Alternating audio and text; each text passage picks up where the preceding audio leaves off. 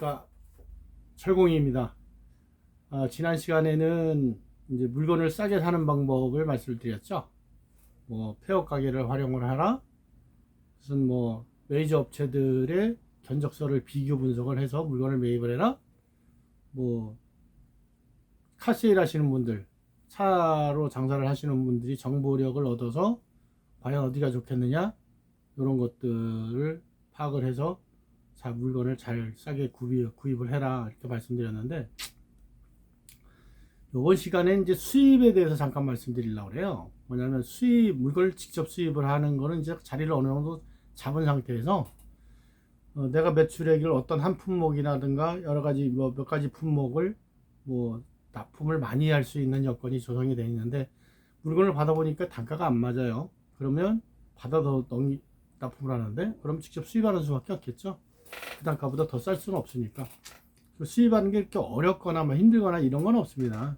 단지 이제 재력이 문제죠. 돈이 된다면 이제 직접 수입을 해서 납품을 하는 그런 방법이 있는데, 예를 들어서 건축자재 같은 경우에는 이제 수입 많이 되는 것들이 후레타이 같은 거, 못반생, 뭐 이런 것들, 톰백, 뭐 이런 것들을 많이 수입을 해요. 직접 수입을 해서 납품을 해요. 단가가 안 맞으니까. 경쟁이 뒤지지 않으려면 어떡합니까? 해야 되겠죠. 수입한다는 게 이제 수입 업체, 이제 수입을 대행해 줄 수 있는 업체를 선정을 해야 되는데, 그 업체들도 요즘 찾아보면 워낙 많죠. 뭐 국제여객선 터미널 같은데, 인천에 같은데 주위에 보면 중국 전문으로 하는 그런 업체들도 많고, 뭐 화곡동 비행기 김포공항 주변이라든가 뭐 많습니다. 그거 말고도 뭐 무역업체가 뭐 워낙 많으니까, 이 수입을 하는 그 물건들이 철물공구 쪽에는 한 6, 70% 정도 될 것 같아요. 중국에서 물건 들어오는 것들이.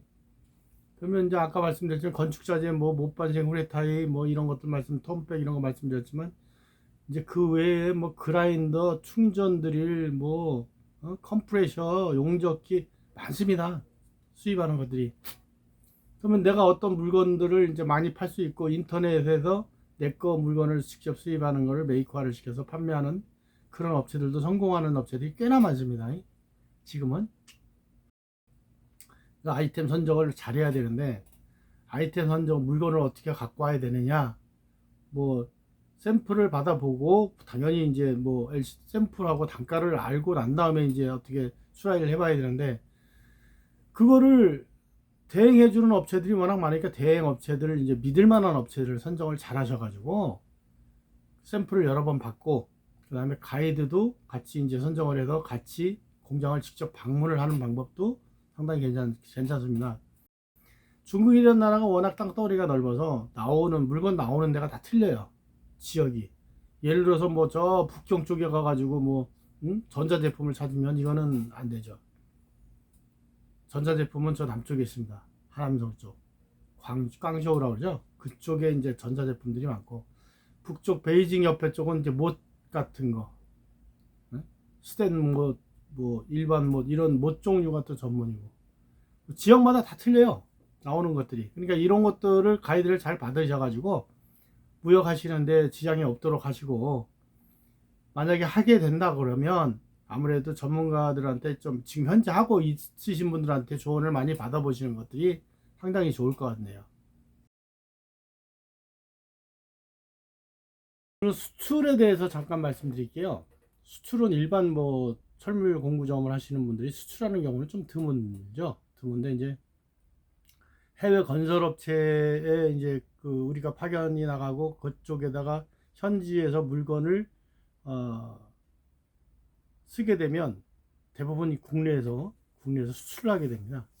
그래서 수출을 하는데 그 수출 전문 업체들이 많이 있죠. 현지에서 그 연관되어 있는 업체들이 상당히 많습니다. 이 해외가 물건값이 비싼 그 나라들이 꽤나 많죠. 이 폐업 가게를 이제 선정을 해갖고, 전에 잠깐 필리핀에 우리 친구가 철물 공구 아니면 뭐 고물상에서 팔 수 있는 그런 재활용할 수 있는 물건은 집에 가져가서 이제 판매를 많이 해보고 돈도 벌고 그랬었는데, 뭐 공부상에 뭐 자전거라든가 조금만 손보면 뭐 판매할 수 있는 거, 뭐 세탁기, 가전제품부터 시작해서 뭐 온갖 뭐 옷이라든가 뭐 이런 것들을 가져가서 판매를 해서 돈을 좀 버는 친구들이 있는데,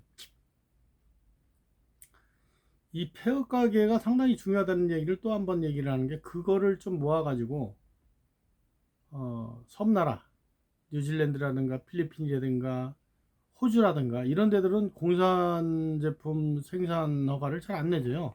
오염이 된다 뭐 어쩐다 그래가지고. 그리고 공산품들이 상당히 비쌉니다. 예를 들어서 국내에서 뭐 빗자루가 예를 들어 1,000원이다 그러면 거기는 한 3,000원 정도, 최하 2,000원 정도 이상은 됩니다.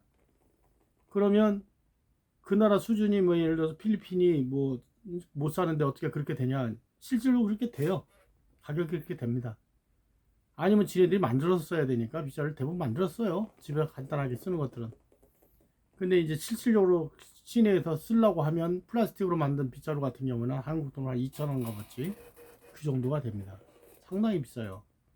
그럼 뭐 필리핀이라든가 뉴질랜드라든가 호주 뭐 이런 섬나라들이 상당히 비싸니까 한번 공략할 만하다.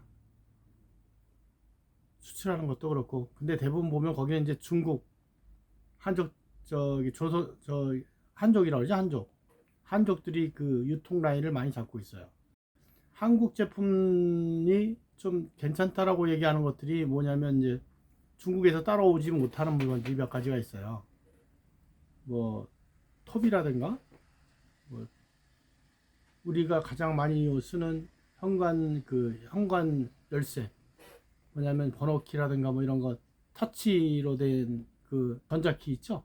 그런 것들. 딴에는 뭐 사다리 같은 거, 알루미늄 사다리 같은 거, 이런 것들은 중국에서 질을 못 쫓아봐요. 그 필리핀에서 해본 결과 상당히 인기가 좋은 품목 중에 하나고, 그리고 믿을 수 있는 업체로 만들어 놓고 이것을 해야 전자키 같은 이런 것들은 많이 나갑니다. 왜냐하면 AS 문제도 있고 반품할 수 있는 그런 여력이 있으니까, 여러분들이 그런 것들은 잘 감안을 하셔가지고 생각을 한번 해보셔서 수출도 해보시고 돈도 많이 버시고 여러분들이 사업 성공하시길 바라겠습니다. 감사합니다.